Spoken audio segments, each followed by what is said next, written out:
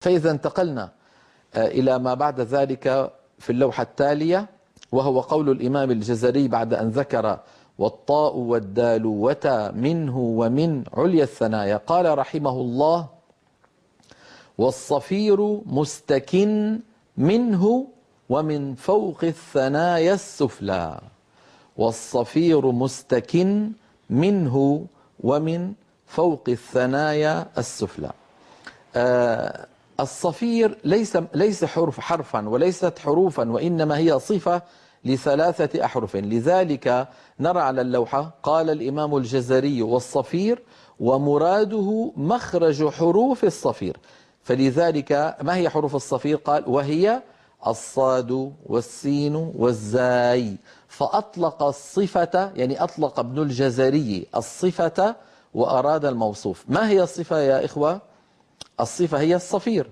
ما هو الموصوف؟ الموصوف بالصفير ثلاثة أحرف، هي الصاد والسين والزاي، وستأتي معنا صفة الصفير بإذن الله تعالى لما نتكلم على صفات الحروف. ومعنى مستكن نرى على اللوحة، ومعنى مستكن مستقر. هذا هو مخرج حروف الصفير. نرى على اللوحة التالية الحرف الأول من حروف الصفير. ما هو؟ هو حرف الصاد. لاحظوا اللوحة بارك الله فيكم، لاحظوا شكل اللسان من الأمام، وكيف أن رأس اللسان قد توضع على الصفحة الداخلية للثنيتين السفليين، على الصفحة الداخلية بل وفي أسفلها. لذلك نرى على اللوحة أن مخرج الصاد من منتهى طرف اللسان، وإن شئت فقل رأس اللسان. لك أن تقول رأس اللسان، ولك أن تقول منتهى طرف اللسان، مع أسفل الصفحة الداخلية للثنايا السفلى. لما يقول الواحد منا الصا، اهدنا الصي، الصراط، الصلاة، فيخرج الصوت من فوقها كما نرى على اللوحة، فيخرج الصوت من فوقها. من فوق إيه؟ من فوق الثنايا السفلى، مارا بين الثنايا العليا والسفلى، مارا بين الثنايا العليا والسفلى. لماذا قلنا هذا الكلام؟ أرجو أن تنظروا إلى اللوحة. أنا أضع طرف لساني أو منتهى الطرف، يعني رأس اللسان، على أسفل الصفحة الداخلية للثنايا السفلى، فلما أضع رأس اللسان هنا والهواء ينضغط ويخرج، فسوف يجد الطريق أمامه مفتوحا من أين؟ من بين الثنايا العليا والسفلى. ولكن جزءا من الصوت المحصور في الفم سوف يصطدم أيضا بالثنايا العليا، ويصطدم أيضا بمنبت الثنايا العليا. جربوا هكذا: الصوت هو الذي يصطدم في الثنايا العليا ومنبت الثنايا العليا، وليس اللسان.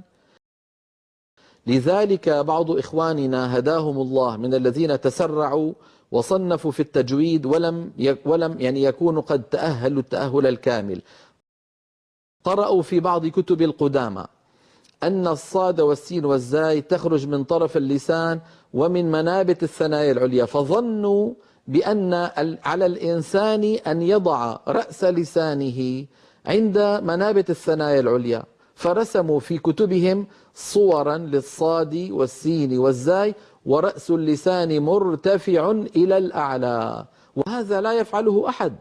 يعني هذا أمر بالفطرة ما يفعله أحد. من منا يقول ولو فعل ذلك أحد لعد ذلك عيبا من عيوب النطق، سواء كان نطقه في القرآن أم في غير القرآن.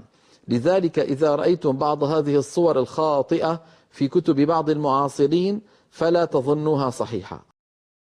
الصواب كما نرى أن يضع الإنسان رأس لسانه على أسفل الصفحة الداخلية للثنايا السفلى، وعندئذ سوف يخرج الصوت مارا بين الثنايا العليا والسفلى، وجزء من هذا الصوت سوف يصطدم بالثنايا العليا ومنابتها، الصوت وليس اللسان. أكرر حتى لا يفهم عني هذا الأمر خطأ.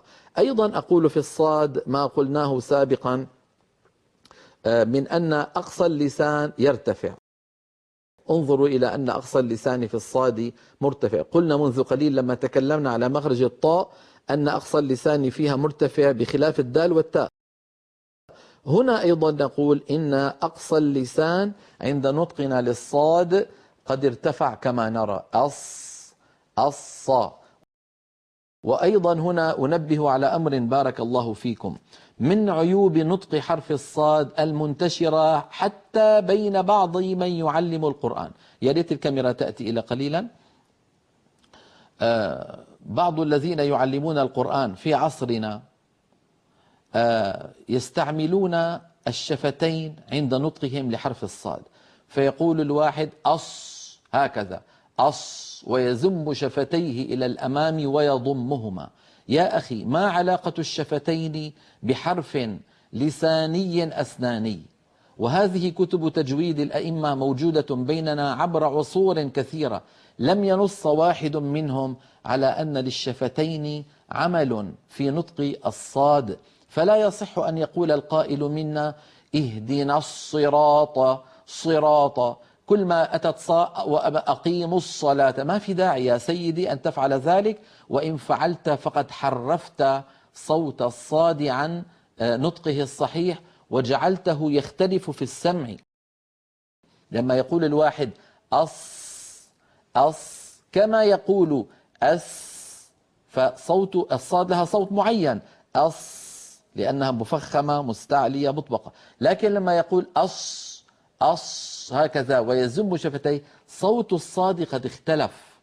وهذا للأسف كما قلت موجود، وحتى من كثير ممن جلس لتعليم القرآن. فأنا أقول نصيحة لله ولرسوله ولكتابه: إعمال الشفتين عند نطق حرف الصاد خطأ، لحن داخل على التلاوة، دخل وتساهل فيه بعض الناس ومشى، وصار ينتشر بسبب أن من اعتاد على ذلك جلس للتعليم وكثر طلابه ونشروها، فصار هذا يقول أص وهذا يقول أص، وهم يحسبون أنهم يحسنون صنعا.